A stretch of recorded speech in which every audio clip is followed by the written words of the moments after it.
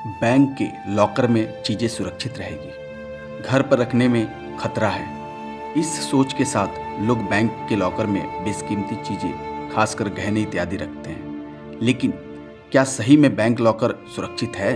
हाल ही के दिनों में इंडियन ओवरसीज बैंक की चिन्हट ब्रांच में हुई डकैती के बाद ग्राहकों के चेहरे मायूस हैं। उन्हें चिंता सता रही है कि आखिर उनके लॉकर में रखा सामान जो बदमाशों के द्वारा लूट लिया गया है वो वापस मिल पाएगा क्या?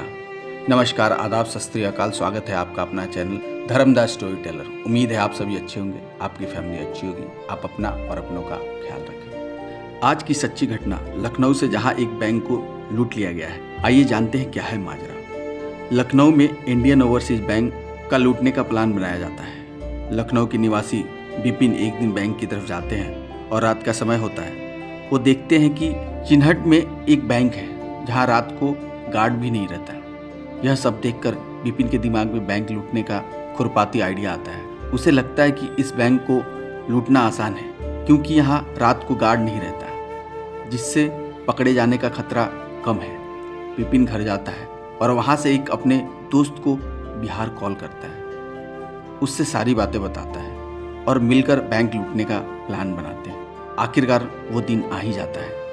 बिहार से कार रेंट पर लिया जाता है और 6 लोग लखनऊ आते हैं, विपिन से मिलते हैं। विपिन उनके रहने का इंतजाम करता है। घर रेंट पर लिया जाता है और फिर चालू होता है लूट की वारदात। 2 लोग बाइक पर रोज बैंक के पास आकर रैकी करते हैं। 22 दिसंबर को वो लोग बैंक लूटने का प्लान बनाते हैं। 22 दिसंबर रविवार का दिन होता है, बैंक की छुट्टी होती है। उसी दिन चोरी करना आसान हो जाता है।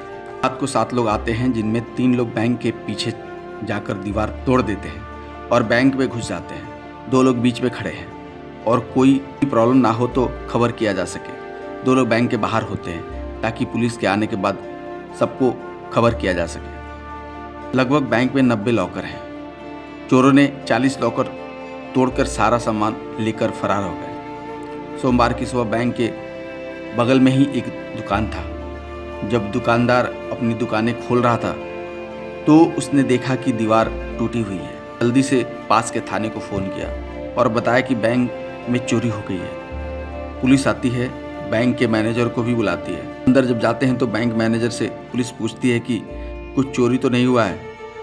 मैनेजर शुरुआती दौर में बोलता है कि सर 12 लाख रुपया रखा हुआ है, कुछ चोरी तो नहीं हुआ है। जब लॉकर की तरफ जाते हैं तो देखते हैं कि 40 लॉकर टूटा हुआ है, सारे गहने, सारे कीमती सामान गायब हैं।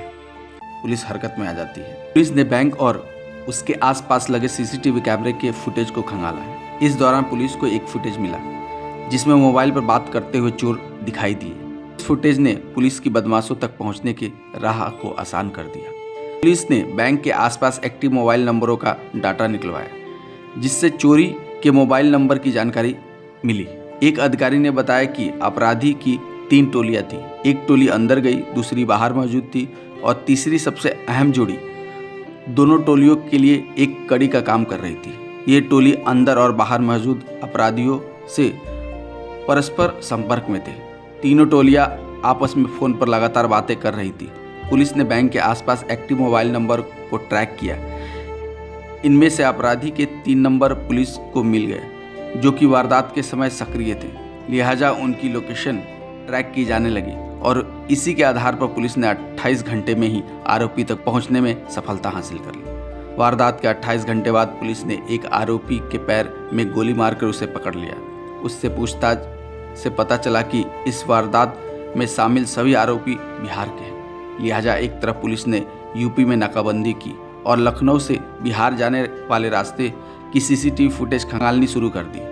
इस तरह से करीब 500 से ज़्यादा सीसीटीवी कैमरे की फुटेज निकाली गई। गिरफ्तार आरोपी से पूछताछ के बाद पता चला कि कुछ आरोपी लखनऊ छोड़कर बिहार के लिए निकल चुके हैं। इस सूचना के बाद पुलिस ने उन इलाकों में भी चेकिंग अभियान चलाया।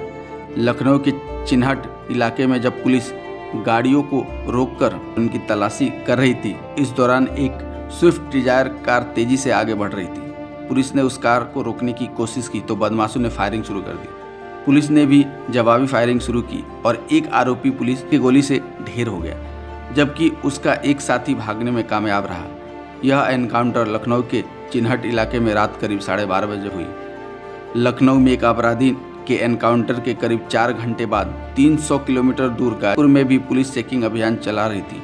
वहां बाइक पर सवार 2 लोग पुलिस को देखकर फायरिंग शुरू कर दी।